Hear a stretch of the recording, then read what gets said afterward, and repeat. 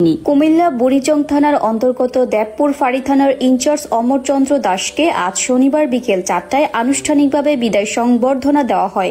এ সময় উপস্থিত ছিলেন বুড়িচং থানার ভারপ্রাপ্ত কর্মকর্তা আজিজুর হক। বিদায়কালে অমরচন্দ্র দাস বলেন, কর্মজীবনে সবসময় তিনি একজন মানবিক পুলিশ হিসেবে কাজ করার চেষ্টা করেছেন। দেবপুর ফাঁড়ির এসআই মঞ্জু, জিয়া, লিটন, এএসআই সহ সকল কর্মকর্তা উপস্থিত ছিলেন।